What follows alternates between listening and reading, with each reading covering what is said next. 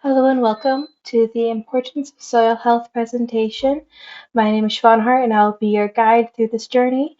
And originally, this was to be a part of a public online presentation. But if someone couldn't access it or wanted to come see it, this recording will be available here on Facebook.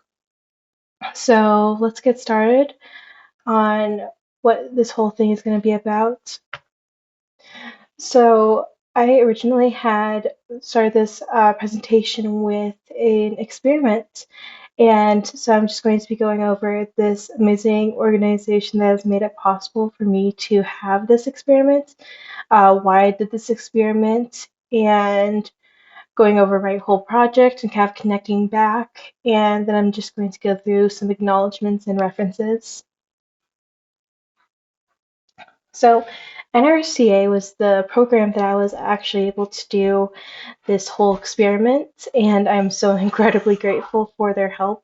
So, NRCA stands for Natural Resources Conservation Academy, which is an extension program from the University of Connecticut. It's for high schoolers to create projects to help contribute to their community's environmental efforts in multiple different types of ways. And actually, in July, this past July, I got the opportunity to go with a bunch of students to go to UConn and explore the different areas of our environment. And there's these different days, like you can see here, there's like a picture of all of us standing in the water. So that was like water day, and there was like soil day. And soil day was the one that really piqued my interest for this project and was really the inspiration for what I really wanted to focus on. So for the purpose of this project, as we know, soil is actually very important to our environment and agriculture, especially in this part of Connecticut. Agriculture is a very big thing. I have worked on a farm and I've spoken to multiple students as I go to Killingly for the agricultural program who work on farms. So it's a very big part of our culture here. And throughout the United States, there is a lot of farmland, especially being used by larger companies. Like, for example, Kellogg's, they are a large agricultural company because, they make a lot of uh, uh, products that use grain and wheat and such. But it's kind of due to these really big companies that 34% of our agricultural land in the US has been degraded. And so when I say degraded, it means that there's a loss of nutrients in the soil, and that means that there is going to be a less successful um, harvest. And especially at a large scale, like for a business like Kellogg's, it puts the agricultural industry and the public at risk. So really, when it comes down to it, when you really get to the root of the problem, no pun intended, soil health is needed, and um, there have been historical events where soil health wasn't really taken care of. Like if we can look back at the Dust Bowl, and that's a very extreme example, especially added on that there was a large drought because the soil was so degraded, the roots couldn't hold on to the soil anymore. So once there was so little rain, that topsoil just kind of like picked up and moved away. And we really don't want to repeat that. So now we actually do have more regulations for our soil's health, but it is still a very big problem in today's agricultural industry. So why does soil pH matter? So I'm going to be focusing on this thing called pH, and that means whether the soil is alkaline or basic. So I'm going to be going a little bit more in depth with it. So you'll see this chart here again. But basically, you can see a bunch of these nutrients like nitrogen, phosphorus, potassium. I'll go into further depth, but all you really need to know on how to read this type of chart is right here you have the pH levels, over here is the basic, and over here is the acidic side, and right here 7 is neutral soil. And then you have all these nutrients, and what you really want to focus on are the primary nutrients, macronutrients up here. So nitrogen, phosphorus, potassium, those are the main ones that you really want to focus on, especially because they are the ones that are determining your plant's growth, but also secondary macronutrients are very valuable as well, and micronutrients can affect your plant as well, but it's not very common in this part of the US. So these nutrients are going to determine on how well the plant will actually grow and survive.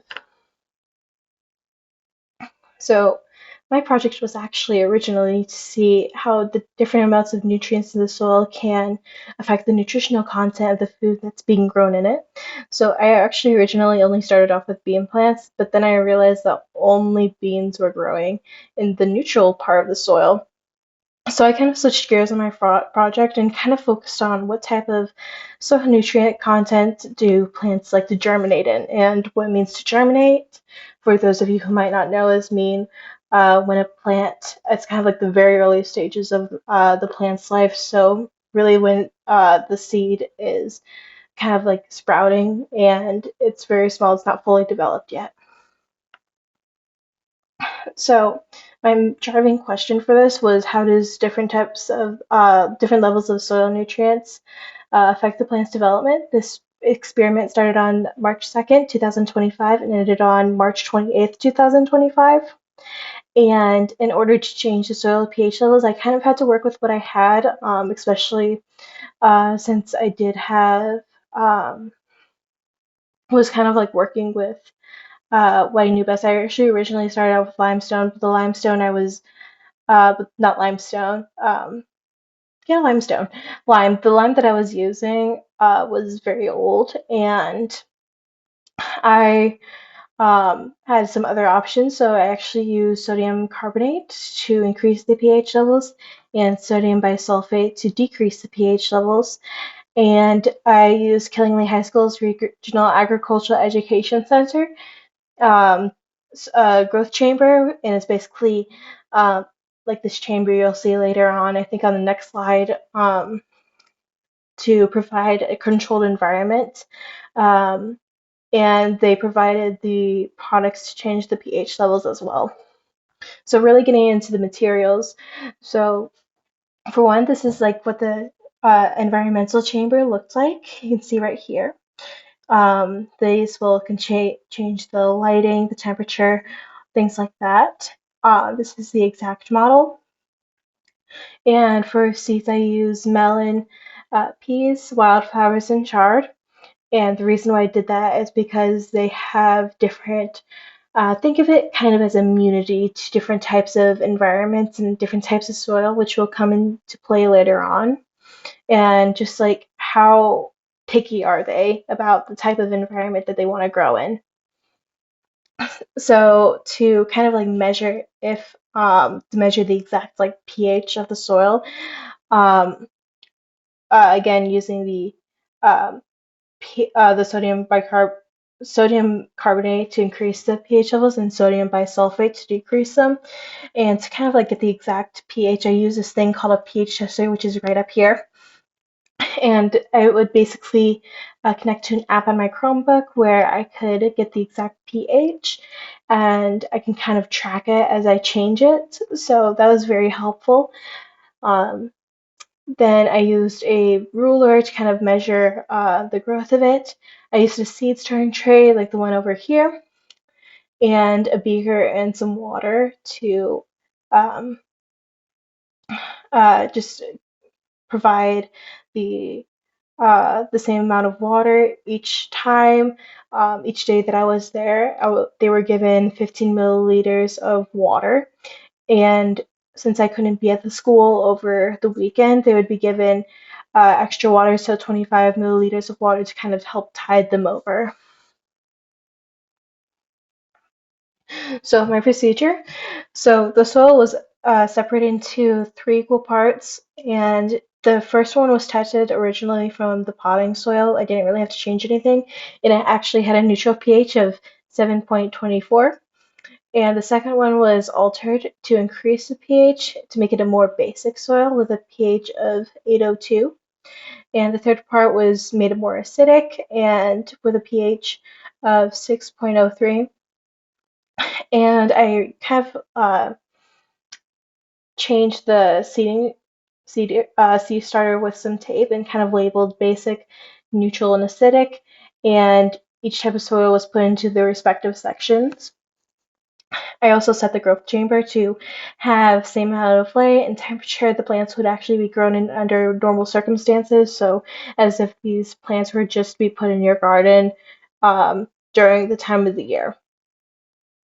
And the seeds of the plants were being planted in each section and each having their own row so I could easily compare, and you'll see that later on.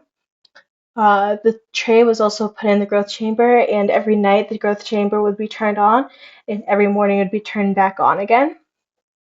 And as the days moved, the seed's growth was recorded and saved to show the progression of the germination. All right, so jumping to the results. So in the basic soil, which you'll see over here, only one plant was actually sort of able to grow in the chard, in the basic soil, and that was the chard.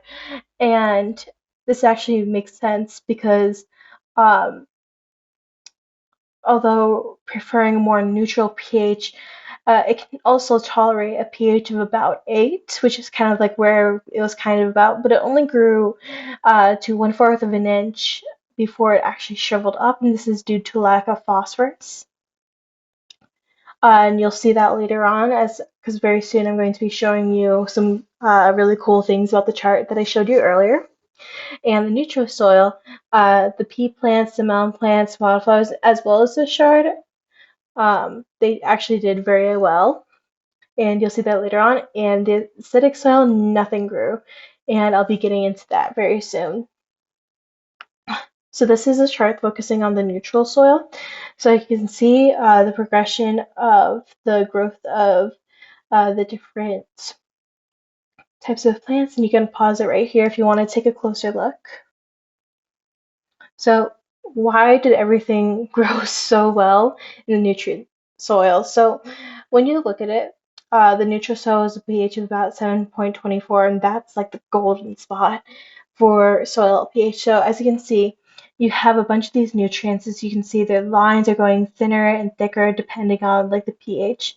And say like you have a pH of 9.5, you can see that the nitrogen nutrient, it's very thin there, like it's not very thick.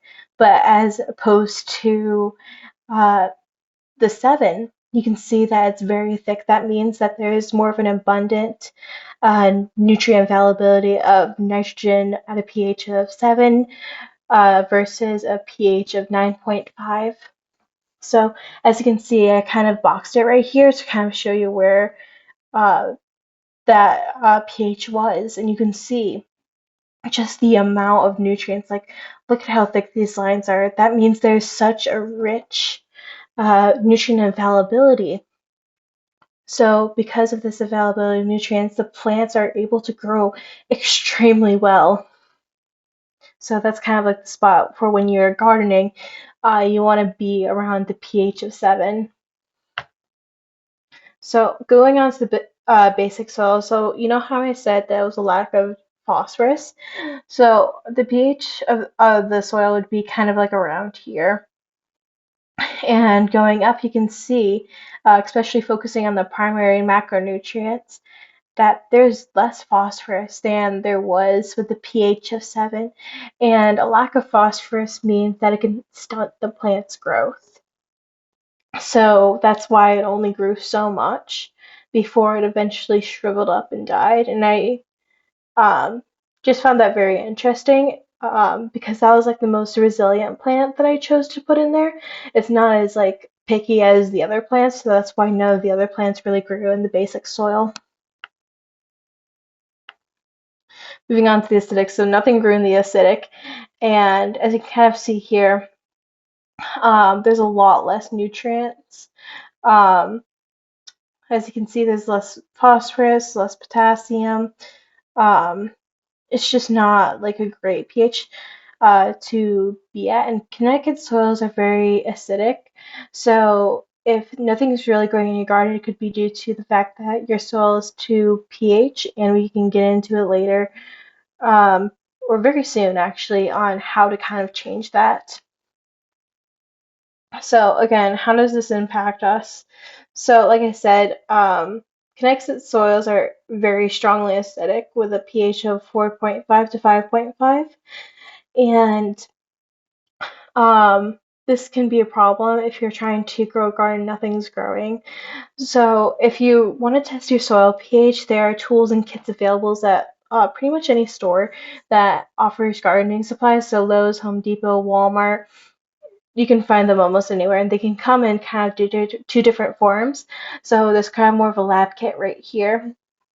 I've seen ones where you can stick like you can gather like a sample of soil, and you can stick like a strip in it, and it can tell you the pH based off the color that it turns. You could also, I think there's also different lab kits that work a little bit differently. Just read the instructions. And then there's also things like this that can tell you your pH of the soil, where you just kind of stick it in the ground, but it can also tell you other things about the soil, if you're interested in that. And a solution to the strongly acidic soil of Connecticut would be limestone. And it can come in multiple forms. It can kind of come in this pellet form, which is actually the kind of form that I used originally for my bean project. And yeah, it's very alkaline, so it'll naturally make the pH levels go higher, thus kind of evening out to a nice neutral pH. So for the acknowledgements, I'd like to thank the University of Connecticut's Extension Program, NRCA, but especially to my difference maker mentor, Gabriella Archinbold, and she has been absolutely amazing. She has taken the time to meet and discuss with me things about this experiment and helping me stay on top of things. I'd also love to thank Laura Cisneros, a UConn Extension professor, who has been extremely encouraging throughout this whole process.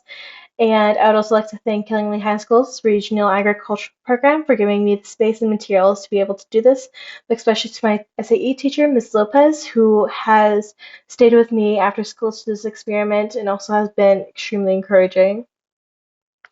I'd also like to thank all of you for being here, seeing this presentation. It means a whole lot. And if you have any questions, don't be afraid to leave them in the comments down below, and I'll get back to you as soon as possible. And yeah, these are my works cited in case you guys are interested at all in finding like going even more deeper. And yeah, thank you so much, and I hope you have a splendid day.